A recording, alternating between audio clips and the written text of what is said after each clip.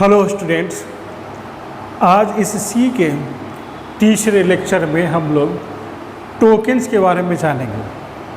Tokens मतलब words. इसके पहले वाले लेक्चर में हम लोग कैरेक्टर देखे थे, कैरेक्टर सेट से देखे थे, क्या क्या कैरेक्टर हम लोग सी में इस्तेमाल करते हैं वो देखे थे। अब उन सारे कैरेक्टर्स को मिला करके वर्ड बनाना सीखेंगे। वर्ड मतलब टोकन। अंग्रेजी में हम लोग वर्ड बोलेंगे, हिंदी में शब्द बोलेंगे और कंप्यूटर की भाषा में उसी चीज़ को हम लोग टोकन बोलेंगे। तो अगर कोई टोकन का परिभाषा पूछे, डिफिनीशन पूछे तो क्या कहा जाए, उसे कैसे हम लोग डिफाइन करेंगे। मान लेते हैं कोई वर्ड का ही डिफिनीशन पूछ दे, या अगर वर्ड का ही डिफिनीशन देना हो या शब्द का ही डिफिनीशन देना हो, तो शब्द का जो डिफिनीशन होगा वही डिफिनीशन वर्ड का होगा और वही डिफिनीशन टोकन का होगा। ठीक है, तो टोकन का डिफिनीशन हो जाएगा a small individual unit of A statement और प्रोग्राम का या फिर किसी स्टेटमेंट का। ठीक है, जो स्मॉल इंडिविजुअल अकेला छोटा छोटा यूनिट्स होते हैं उसी को बोला जाएगा टोकन। जस्ट उसी प्रकार से जिस तरह से एक सेंटेंस का जो स्मॉल यूनिट होते हैं उसको हम लोग वर्ड बोल सकते हैं। मतलब a small individual unit of a sentence is called word. Just इसी तरह से। अब जैसे हमको इस तरह से समझना चाहिए, हम ऐसे लिख रहे हैं, राम इज ए बॉय। ये सिंपल एक सेंटेंस है इंग्लिश का, और इसमें ये सारा जो देख रहे हैं राम इज ए बॉय, ये सब अपना अपना एक छोटा छोटा अलग अलग इंडिविजुअल यूनिट है, और इस वजह से हम लोग इस सारे को वर्ड बोलेंगे। ये वर्ड हो गया, ये भी वर्ड है, ये सब अलग अलग डिफरेंट वर्ड हो गया। जस्ट इसी तरह से अगर हम किसी लैंग्वेज में, कंप्यूटर की लैंग्वेज में, चाहे सी हो, चाहे C++ हो, चाहे जावा हो, हम अगर ऐसे लिखते हैं सैलरी इक्वल टू 10,000 और ऐसे, तो इस तरह से यहाँ पर भी हम लोगों को ये सब वर्ड मिल रहा है। ठीक है, ये सब हो गया कंप्यूटर का अपना सिंगल इंडिविजुअल यूनिट, और इस तरह से ये टोकन्स कहलाएंगे। ये सब हो गए टोकन्स। ये भी आप टोकन्स के अंतर्गत रख सकते हैं ऐसे। ठीक है, तो टोकन्स का मतलब हो गया वर्ड। जैसे अंग्रेजी में ये सब हो गए अलग अलग वर्ड, जस्ट इसी तरह से सी में या C++ में या जावा में ये सब अलग अलग हो गए सब वर्ड। और इस वर्ड को हम लोग कंप्यूटर के लैंग्वेज में, सी के लैंग्वेज में टोकन बोलेंगे। तो ये टोकन कितने प्रकार की हो सकते हैं, सी में कितने प्रकार के शब्दों का हम लोग इस्तेमाल करेंगे आज के लेक्चर में। ये जो लेक्चर 3 है, क्लास 3 है, ठीक है, इसमें इसी का डिटेल हम लोग जानेंगे। ओके, ठीक। तो शुरू करने से पहले हम थोड़ा सा आप लोगों से रिक्वेस्ट कर लेते हैं कि अगर ये लेक्चर आपको अच्छे लग रहे हो, पसंद आ रहे हो, तो इसको सब्सक्राइब ज़रूर करेंगे, लाइक भी ज़रूर करेंगे, और कंप्यूटर पढ़ने वाले लोग इसको शेयर भी करेंगे, जिससे कि दूसरे स्टूडेंट्स भी इसका फ़ायदा उठा सकें। ओके, ठीक। तो हम लोग देखते हैं। तो इस तरह से हम लोग देख रहे हैं कि ये सारे के सारे आपके है ना वर्ड हो गया, और उसी तरह से ये सभी वर्ड ही हैं, लेकिन सी के लैंग्वेज में हम लोग इसको टोकन बोलेंगे। तो ये टोकन कितने प्रकार के हो सकते हैं जो हम लोग सी में इस्तेमाल करेंगे। तो ये भी टोकन डिफरेंट टाइप्स के हो सकते हैं। जैसे वर्ड कितने प्रकार के हो सकते हैं अंग्रेजी में, तो ये वर्ड भी अंग्रेजी में डिफरेंट टाइप के होते हैं। जैसे ये देख रहे हैं, ये आपका नाउन हो गया, एक्जुलरी वर्ब हो गए, आर्टिकल हो गए, ये भी नाउन हो गए, और इस तरह से इसको पंक्चुएटर आप मान सकते हो, है ना। जस्ट इसी तरह से, ठीक है, ये जो टोकन देख रहे हैं, ये शब्द देख रहे हैं, इसी तरह से इसके भी डिफरेंट टाइप्स हो सकते हैं। तो यहाँ पर ये वाला जो वर्ड है, ठीक है, इसको हम लोग वेरिएबल कहेंगे कंप्यूटर लैंग्वेज में, इसको ऑपरेटर बोलेंगे ये, और ये भी हो गया, ये कांस्टेंट हो गया, और इधर भी हो गया ये पंक्चुएटर हो गया। जिस तरह से ये फुल स्टॉप होता है, जिसको हम लोग टर्मिनेटर बोल सकते हैं, कि एक सेंटेंस कंप्लीट होने के बाद एक टर्मिनेटर लग जाता है, अंग्रेजी में फुल स्टॉप, हिंदी में जो टर्मिनेटर होते हैं उसको पूर्ण विराम बोला जाता है। जस्ट इसी तरह से सी में एक सेंटेंस पूरा जब होगा, कंप्लीट होगा वो, तो लास्ट में हम लोग उसमें भी एक टर्मिनेटर लगाएंगे, ये सेमीकोलन के रूप में, है ना, जिसको हम लोग फुल स्टॉप मान सकते हैं, पूर्ण विराम मान सकते हैं। तो ये कंप्यूटर के लैंग्वेज का एक तरह से फुल स्टॉप हुआ या पूर्ण विराम हुआ, जिसको कि हम लोग सेमीकोलन द्वारा, ठीक है, दिखाते हैं। यह सेमीकोलन उसके लिए यूज करते हैं। ओके, ठीक। तो ये आप डिफरेंट तरह के टोकन्स देख रहे हैं। तो आज के लेक्चर में इसी का डिफरेंट हम लोग टाइप्स पढ़ेंगे। तो जनरली सी में 5 प्रकार के वर्ड होते हैं, मतलब कि टोकन्स होते हैं, ठीक। तो ये हो गया आपका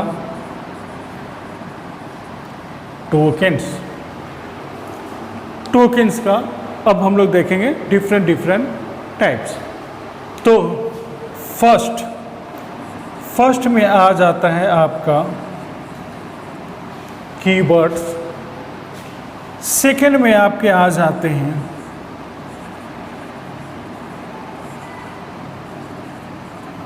आइडेंटिफायर्स, थर्ड में आ जाते हैं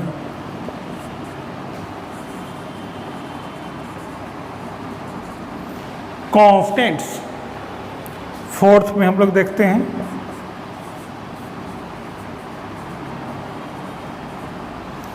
ऑपरेटर्स, एंड फिफ्थ में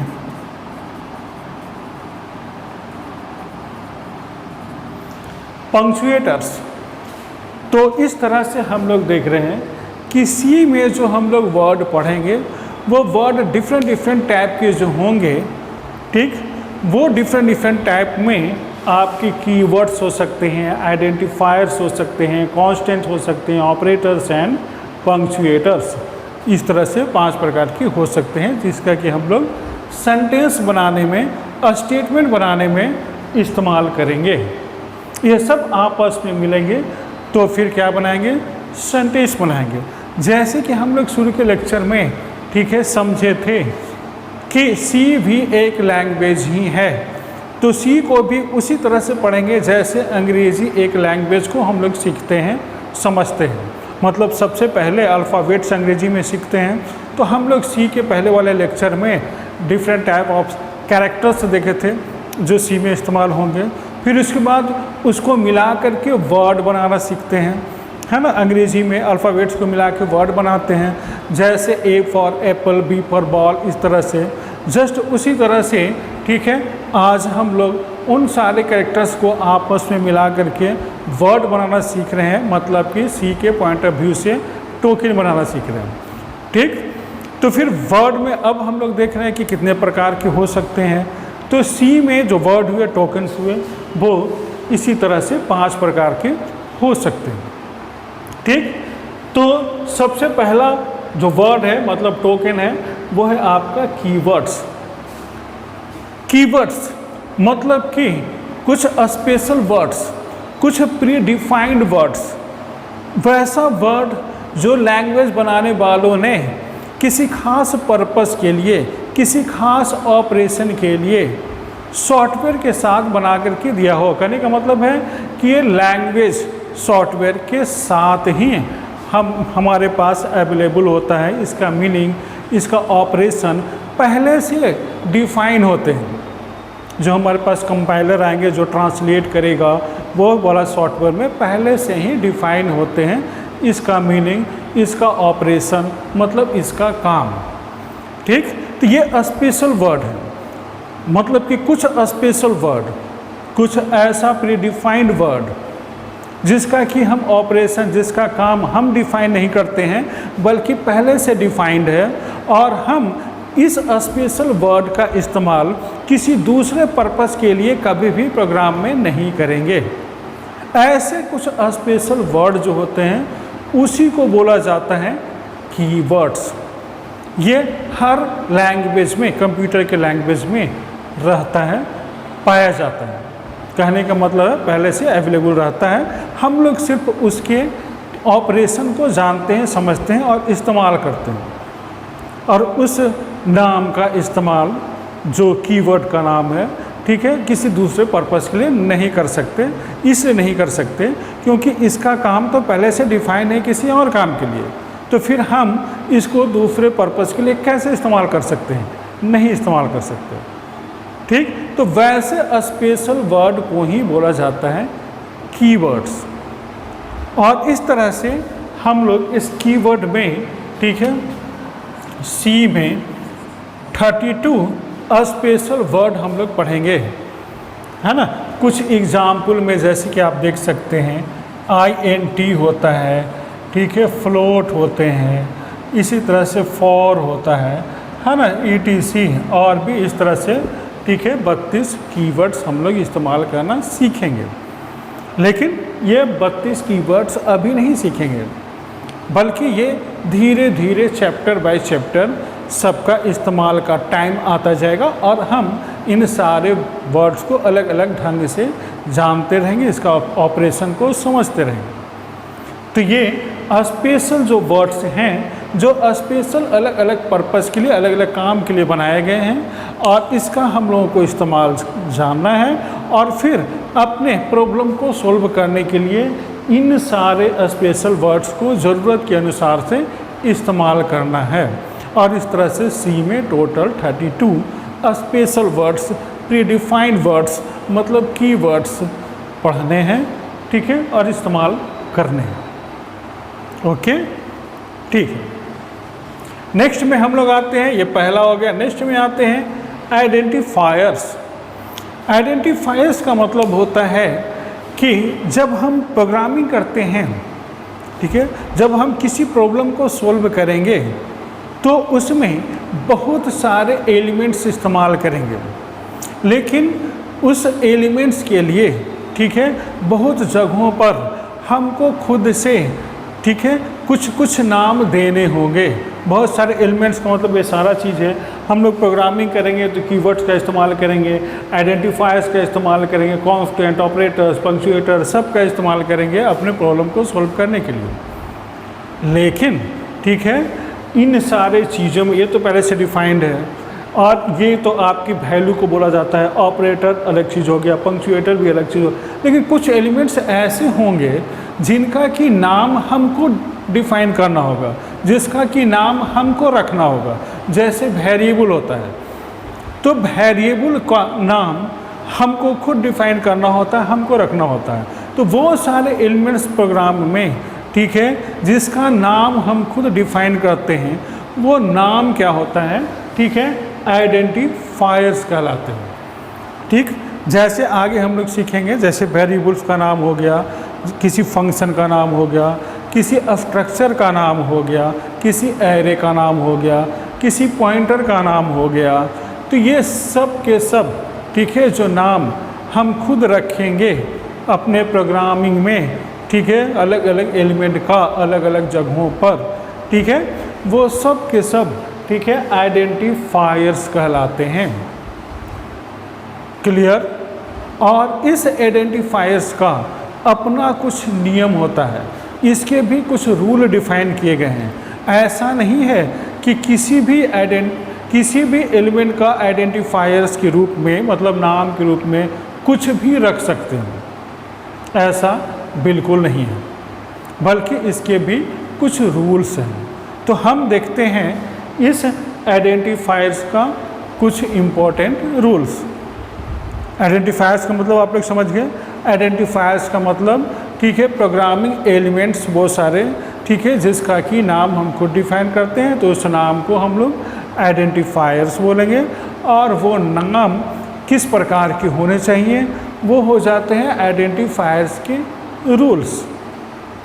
ठीक है, तो आइडेंटिफायर्स का इसका पहला रूल है, पहला रूल ये है कि इसमें सिर्फ अल्फ़ाबेट इस्तेमाल करेंगे, मतलब कैपिटल या फिर स्मॉल लेटर्स के अल्फ़ाबेट से इस्तेमाल करेंगे।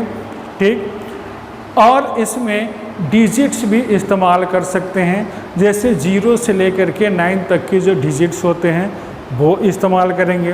अंडर स्कोर इस्तेमाल करेंगे। स्पेशल सिंबल्स में ढेर सारा सिंबल्स होता है, लेकिन किसी का इस्तेमाल नहीं करेंगे क्योंकि वो वैलिड नहीं है। सिर्फ अंडर स्कोर ही वैलिड है स्पेशल सिंबल्स में, जिसको कि हम लोग इस्तेमाल करते हैं।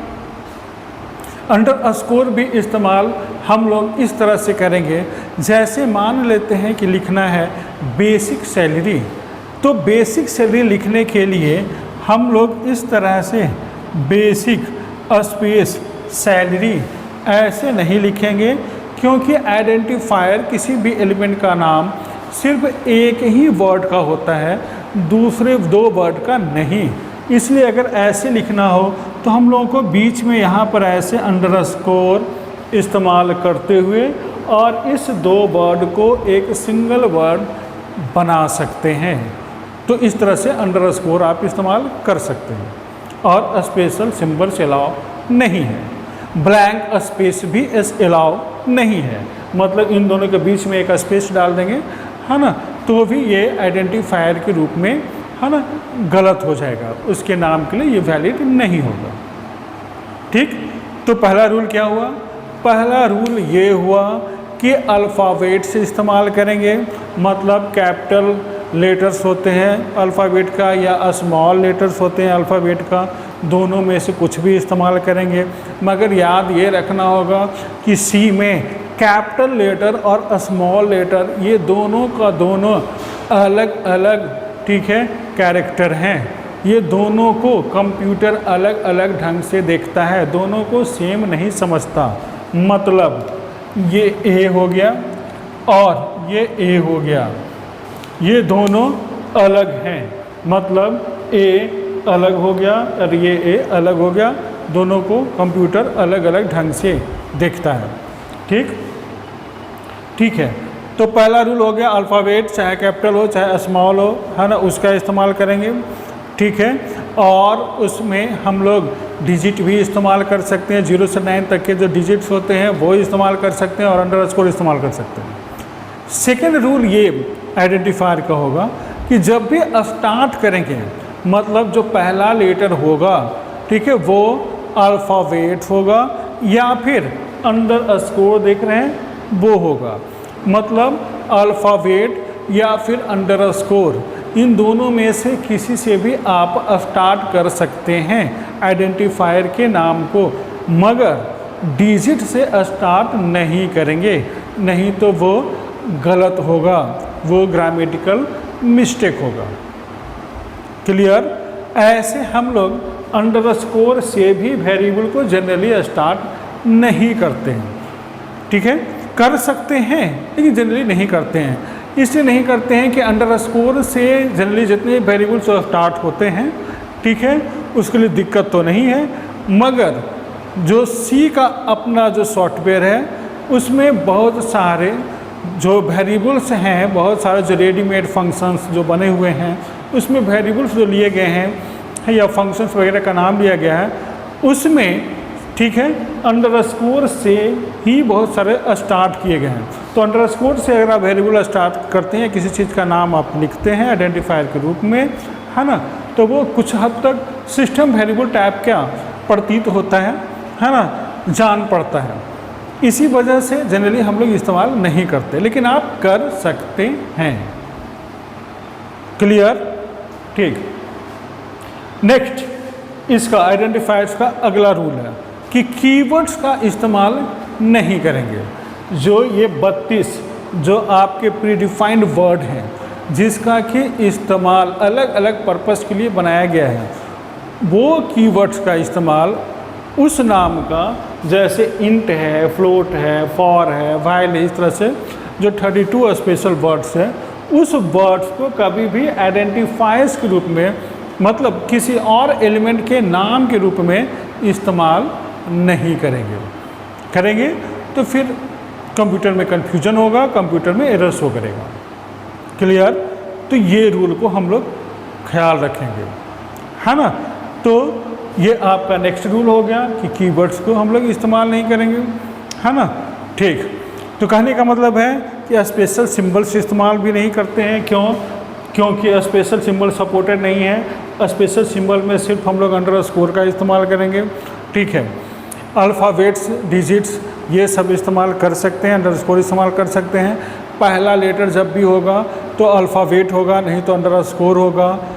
क्लियर? ठीक। इसका मैक्सिमम लेंथ कितना होगा, मतलब ये जो आप नाम लिख रहे हैं आइडेंटिफायर का, किसी वेरिएबल का, ठीक है, ये कितने बड़े होने चाहिए। तो इसके लिए बोला जाता है कि 30 या 31 तक के कैरेक्टर्स आप रखेंगे, है ना, तो वो हर कंपाइलर में सपोर्टेड है, ठीक है। या उससे कम रखें तो और अच्छा है ना, लेकिन आप उससे ज़्यादा नहीं रखेंगे। क्लियर? तो बड़ा से बड़ा नाम रखने की ज़रूरत नहीं है। 30 से 31 कैरेक्टर तक के नाम आप मैक्सिमम, है ना, रखेंगे, और उससे छोटा ही रखेंगे तो और अच्छा रहेगा। क्लियर? ठीक। तो ये थे आपके आइडेंटिफायर्स और उसके रूल्स। अब हम लोग देखते हैं थर्ड में। थर्ड आपके आ जाते हैं कांस्टेंट्स। मतलब कांस्टेंट क्या होता है?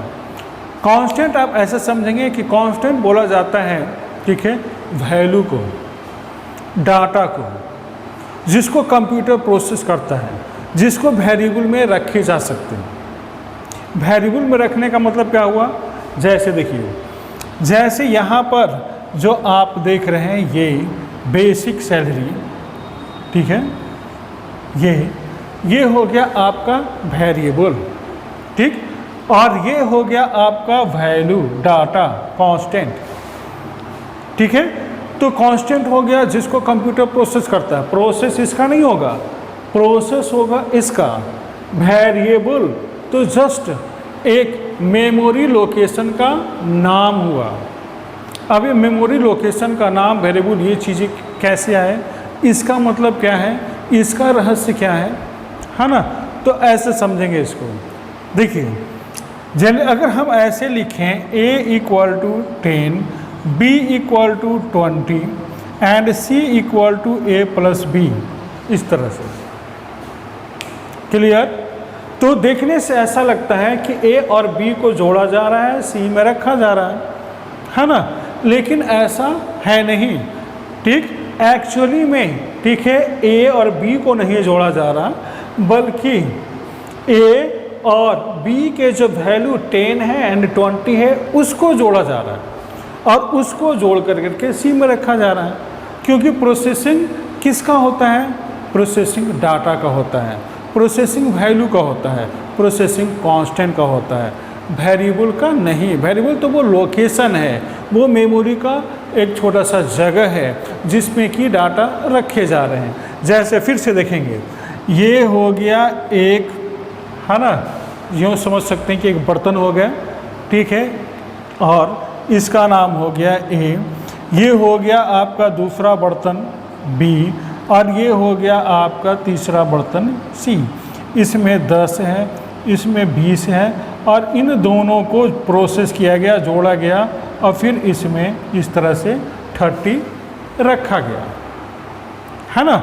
जैसे कि किचन वगैरह में देखते होंगे आप, डिफरेंट टाइप के डब्बा होता है। एक डब्बे में मिर्च मसाला है, तो दूसरे डब्बे में हल्दी पाउडर है, इस तरह से, है ना, ठीक है।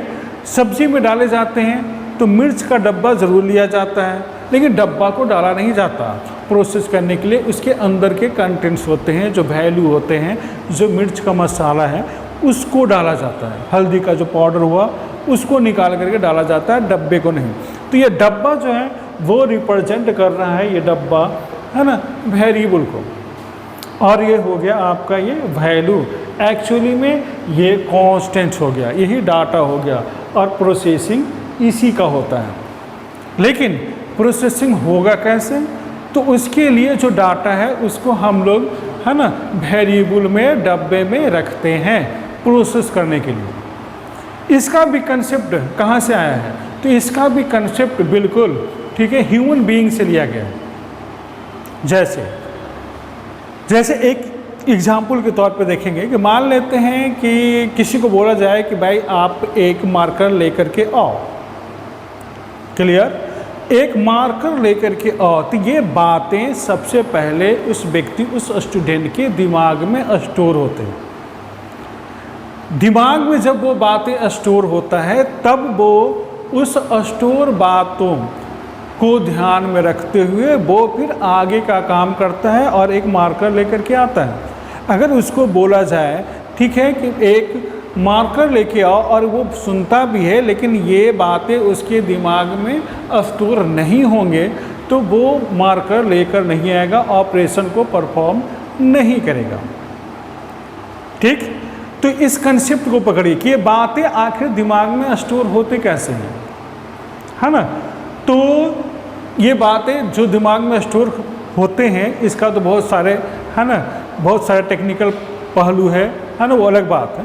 लेकिन कंप्यूटर में जो कंसेप्ट लिया गया अगर हम उस पर दिमाग लगाएं, उसको समझने की कोशिश करें तो जस्ट कंसेप्ट उसी तरह से लिया गया है जैसे कि आपके दिमाग में अगर आप पढ़ेंगे तो उसमें न्यूरॉन होता है जो ये सारे चीज़ों को स्टोर करने का काम करता है। और वो आपके स्मॉल टिश्यूज़ सेल के जो बने होते हैं वो उस सारे मैटर्स को स्टोर करने का काम करता है। ठीक, जो बातें भूलते हैं इसका मतलब क्या हुआ कि वो टिश्यूज़ वो सेल नष्ट हो गए, तो मतलब वो बातें हम लोग भूल गए। तो जो चीज़ें हम देखते हैं, महसूस करते हैं, समझते हैं, सुनते हैं, ठीक है, वो बातें इसी तरह से टिश्यू सेल्स में स्टोर्स होते हैं। तो वो टिश्यूज़ और सेल्स का ही कंसेप्ट लिया गया है, ठीक है, कंप्यूटर के मेमोरीज के रूप में, कि कंप्यूटर में भी किसी भी चीज़ को आपको प्रोसेस करवाने हैं, ठीक है, तो सबसे पहले वो डाटा वो सारे चीज़ों को पहले आप स्टोर कराएं और कराने के बाद तब जा कर के आप उसको इस तरह से प्रोसेस करें। ठीक है, तो वो जो स्मॉल जो आपको टिश्यूज हो गए, सेल्स हो गए, टिश्यूज हो गए, ठीक है, जस्ट उसी को आप समझेंगे कि ये सब के सब ये जो देख रहे हैं ABC इसी तरह से मेमोरी ब्लॉक को रिप्रेजेंट करते हैं। ठीक है, जहाँ पर कि हम लोग डाटा रखते हैं, ठीक है, और उसको आप प्रोसेस कराते हैं। ठीक, तो ये जो हो गए वेरिएबल्स का मतलब हो गया कि वो हमेशा ठीक है रिप्रेजेंट करता है मेमोरी ब्लॉक्स का, मेमोरी के लोकेशंस का रिप्रेजेंट करता है, जिसमें कि वैल्यूज रखे जाते हैं। क्यों रखे जाते हैं? प्रोसेस करने के लिए। ठीक है, वेरिएबल्स को वेरिएबल्स इसलिए बोला जाता है क्योंकि इसके वैल्यू ठीक है वैरी करता रहता है, इसका नाम इसलिए पड़ा है। ये मेमोरी लोकेशंस रिप्रेजेंट करता है मेमोरी लोकेशंस को, लेकिन इसका नाम वेरिएबल इसलिए रखा गया क्योंकि ये हमेशा अपने वैल्यू को वैरी करता है, चेंज करता है। जैसे अगर हम a इक्वल टू लिख रहे हैं 10, फिर a इक्वल टू लिखे 20, फिर a इक्वल टू लिखे इस तरह से 30, तो इस जगह पर ठीक है इस a का वैल्यू 10 है, लेकिन जैसे ही कंप्यूटर इस काम को करेगा, इस लाइन को एग्जीक्यूट करेगा, तो अब ये हट कर करके हो जाएगा इतना, ये गायब हो गया, ये आ गया। फिर इसके बाद जैसे ही इस लाइन पे कंप्यूटर आएगा तो पता चलेगा कि ये हट के हो गया है ऐसे। ठीक है, मतलब ये डब्बा, ये लोकेशन, ठीक है, ये ब्लॉक है तो वही, मगर इसका वैल्यू 3 लाइन को जब एग्जीक्यूट किया गया तो वैरी करता चला गया, पहले 10 हुआ, फिर 20 हो गया, फिर 30 हो गया। तो इसका वैल्यू चूँकि वैरी कर सकता है या करता है, इसीलिए इसका नाम रखा गया वेरिएबल। क्लियर? ठीक, लेकिन कांस्टेंट क्या है? अभी हम लोग कांस्टेंट वाले वर्ड में हैं, ठीक है, लेकिन कांस्टेंट जानने से पहले हम लोगों को थोड़ा वेरिएबल भी जानना इसलिए था क्योंकि हम लोग वेरिएबल का हमेशा इस्तेमाल करेंगे। क्लियर? ठीक। प्रोग्रामिंग में तो कॉन्स्टेंट्स, तो ये कॉन्स्टेंट्स मतलब हो गए ये डाटा, ये वैल्यू जो कि एक निश्चित होता है। 10 एक निश्चित वैल्यू है। हम अगर इसको चेंज करेंगे तो अगर 11 12 कर देंगे तो ये दूसरा निश्चित वैल्यू हो गया, एक फिक्स वैल्यू हो गया। तो ये जो फिक्स वैल्यू है 10 है, 20 है, 30 है, ठीक है, इसी को बोला जाता है कांस्टेंट। कांस्टेंट मतलब फिक्स वैल्यू, कांस्टेंट मतलब वैल्यू, कांस्टेंट मतलब डाटा जिसको कि कंप्यूटर प्रोसेस करता है, जिसको कि हम लोग वेरिएबल में रखते हैं, स्टोर करते हैं। क्लियर? ठीक। इस कांस्टेंट को, ठीक है, 2 वर्गों में बांटा गया है। ठीक, ये कांस्टेंट हो गया, है ना, 2 प्रकार का। किस तरह से 2 प्रकार का? तो ये कांस्टेंट आपको इस तरह से 2 प्रकार का रखा गया कि एक वैसा डाटा, एक वैसा वैल्यू जिसके साथ जोड़ घटाव गुना भाग इस तरह से अर्थमेटिकल ऑपरेशन परफॉर्म किए जा सकते हैं। क्लियर? और एक वैसा वैल्यू जिसके साथ जोड़ घटाव गुना भाग इस तरह से अर्थमेटिकल ऑपरेशन परफॉर्म नहीं किए जा सकते। कंप्यूटर दोनों को अलग अलग ढंग से देखता है, मतलब कंप्यूटर में दोनों काम अलग अलग ढंग से होते हैं और इसलिए इन दोनों का फॉर्मेट, इन दोनों का डाटा का डिज़ाइन, इन दोनों का मेमोरी लोकेशंस और उसके डिज़ाइन अलग अलग होते हैं, क्योंकि दोनों का नेचर, स्वभाव अलग अलग है। एक वैसा डाटा जिसके साथ जोड़ घटाव गुना भाग कैलकुलेशन हो रहा है, एक वैसा डाटा जिसके साथ जोड़ घटाव गुना भाग नहीं हो सकते। तो इस तरह से कांस्टेंट को 2 वर्गों में रखा गया। क्लियर? ठीक है, मतलब 2 वर्गों में इस तरह से अलग अलग छांट दिया गया कि भाई ये वाला डाटा है जिसके साथ जोड़ घटाव गुना भाग कर सकते हो, एक ये वाला डाटा है जिसके साथ नहीं कर सकते। तो किसके साथ कर सकते हैं, किसके साथ नहीं कर सकते? तो जो न्यूमेरिक वैल्यू होता है, जो नंबर्स होते हैं, ठीक है, उसके साथ आप जोड़ घटाव गुना भाग कर सकते हैं। तो इसीलिए कंप्यूटर उसको अलग ढंग से देखता है, ठीक है, उसके लिए अलग फॉर्मेट है। क्लियर? लेकिन कुछ ऐसे डाटा होते हैं जिसके साथ जोड़ घटाव गुना भाग नहीं कर सकते, जैसे किसी का नाम, कोई कैरेक्टर हुआ वो, किसी का नाम, किसी का एड्रेस, ये सारे चीज़ें क्या हैं, उसके साथ आप जोड़ घटाव गुना भाग नहीं कर सकते, है ना। तो जब नहीं कर सकते तो कंप्यूटर के लिए भी तो ये बातें जानकारी में होनी चाहिए। तो इस वजह से कंप्यूटर में इस तरह के डाटा के लिए अलग फॉर्मेट है और नंबर के लिए उसका अलग फॉर्मेट है, और इस तरह से ये दोनों को कंप्यूटर अलग अलग ढंग से ट्रीट करता है। और इसी वजह से जो कांस्टेंट होते हैं उसको हम लोग 2 वर्गों में पढ़ते हैं, दोनों को अलग अलग ढंग से देखते हैं, समझते हैं, है ना। फिर से एक बार हम आपको ध्यान दिला दें कि हम लोग, ठीक है, सी को समझने की कोशिश कर रहे हैं। क्लियर? और चूँकि सी एक कंप्यूटर लैंग्वेज है, कंप्यूटर का लैंग्वेज है, और चूँकि कंप्यूटर एक मशीन है ना, तो इस वजह से, ठीक है, हमको कंप्यूटर को समझाना नहीं है, बल्कि कंप्यूटर जिस जिस एलिमेंट को जिस जिस ढंग से समझता है उसको हमको समझना है। और इसी वजह से हम लोग इतने डिटेल में एक एक पॉइंट को समझ रहे हैं कि एक्चुअली में ये, ठीक है, हम यूं ही नहीं जान रहे हैं, बल्कि ऐसे कंप्यूटर समझता है, ऐसे कंप्यूटर हर चीज़ को देखता है एक लैंग्वेज में, और इस हिसाब से उसी चीज़ को हमको अपने, है ना, खुद को समझाना होगा। ठीक है, तब हम कंप्यूटर के ज़्यादा से ज़्यादा नज़दीक जा सकते हैं, ज़्यादा से ज़्यादा कंप्यूटर को हम समझ सकते हैं, क्योंकि हमको कंप्यूटर से ढेर सारा काम करवाना है, बहुत सारा प्रॉब्लम सोल्व कराना है। इसलिए हमारी सोच कंप्यूटर की सोच से मैच करनी चाहिए। जैसे कंप्यूटर किसी डाटा के बारे में, कांस्टेंट के बारे में सोचता समझता है, जस्ट उसी तरह से हमको भी सोचना और समझना होगा, तभी हम कंप्यूटर से ज़्यादा ऑपरेशन करवा सकते हैं। हमारा और कंप्यूटर का अगर सोच मिसमैच करेगा, कंप्यूटर कुछ भी नहीं करेगा। क्लियर? तो कंप्यूटर भी डाटा को कंप्यूटर भी नहीं बल्कि कंप्यूटर ही डाटा को, या कंप्यूटर डाटा को 2 तरीके से देखता है, कांस्टेंट को। एक वैसा जिसके साथ जोड़ घटाव गुणा भाग वो कर सकता है, एक ऐसा जिसके साथ वो जोड़ घटाव गुणा भाग नहीं कर सकता। क्लियर? तो जिसके साथ जोड़ घटाव गुणा भाग कर सकता है वे हो गया न्यूमेरिक, और जिसके साथ नहीं कर सकता वो हो गया नॉन न्यूमेरिक। क्लियर? तो कांस्टेंट मतलब डाटा, डाटा मतलब वैल्यू, दो प्रकार के होते हैं कंप्यूटर के नज़र में। ठीक है, एक ये हो गया जिसके साथ जोड़ घटाव गुणा भाग होगा, और दूसरा होगा जिसके साथ जोड़ घटाव गुणा भाग नहीं हो सकता। क्लियर? ठीक, ओके। तो हम लोग आज ठीक है कीवर्ड्स के बारे में जाने, आइडेंटिफायर्स के बारे में जाने, और कांस्टेंट्स के बारे में ठीक है जान रहे हैं। ठीक, कांस्टेंट्स में जो पहला आपके आते हैं न्यूमेरिक।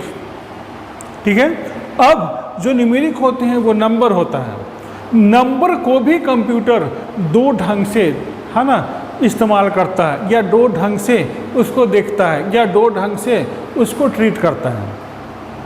मतलब एक नंबर वैसा है जिसमें पॉइंट्स होते हैं, डेसिमल पॉइंट जो देखते हैं वो, एक नंबर वैसा है जिसमें पॉइंट्स नहीं होते। इन दोनों का फॉर्मेट, डिजाइन अलग होता है। इन दोनों से ठीक है कंप्यूटर अलग अलग ढंग से बिहेव करता है। दोनों कंप्यूटर के नज़र में एक ही तरह के बिहेव करने वाला एलिमेंट नहीं है। इसी वजह से ठीक है कंप्यूटर ठीक है को जो नंबर मिलते हैं उसको भी कंप्यूटर दो नज़रों से देखता है, मतलब कि दो ढंग से ट्रीट करता है। ठीक, तो एक वैसा न्यूमेरिक डाटा मतलब नंबर जिसमें पॉइंट नहीं हो, जिसको कि इंटीजर बोला जाता है, और एक वैसा नंबर जिसमें कि पॉइंट हो उसको बोला जाता है रियल नंबर्स या रियल न्यूमेरिकल है ना कांस्टेंट, और जिसमें पॉइंट नहीं हो वो हो गया इंटीजर कांस्टेंट्स। क्लियर? कहने का मतलब है कि नंबर के लिए भी दो तरह का डिजाइन कंप्यूटर में है। ठीक है, यह कंप्यूटर नंबर को भी दो तरीके से दिखता है। एक वैसा नंबर ठीक है जिसमें पॉइंट नहीं हो, उसका फॉर्मेट उसका डिजाइन अलग होता है, और एक वैसा ठीक है न्यूमेरिक डाटा जिसमें कि पॉइंट हो, उसका डिजाइन उसका फॉर्मेट बिल्कुल अलग होता है। ये दोनों को अलग ढंग से कंप्यूटर ट्रीट करता है। तो हम लोगों को भी वो दोनों को दोनों डिज़ाइन को समझना होगा, दोनों को अलग अलग ढंग से सोचना होगा, क्योंकि कंप्यूटर अलग ढंग से सोचता है ना। तो हम लोग अपना सोच कंप्यूटर के सोच के साथ मैच कराने जा रहे हैं। Okay, good. तो आज का ये थर्ड लेक्चर ठीक है यहीं पे कंप्लीट होता है, और हम लोग अगले लेक्चर में न्यूमेरिक डाटा और नॉन न्यूमेरिक डाटा इन दोनों को डिटेल और गहराई से समझेंगे। क्लियर? फिर से एक बार याद दिलाते हैं आप लोगों को कि हम लोग कंप्यूटर में सी को समझने जा रहे हैं, इसलिए एक एक एलिमेंट पे ध्यान देना है, जिससे कि फर्दर सी में किसी भी तरह का कोई दिक्कत नहीं हो, और आप सिर्फ पढ़ें ही नहीं सी, बल्कि आप सी को पढ़ा भी सकें, ऐसा आपको बनना है। Okay, thank you.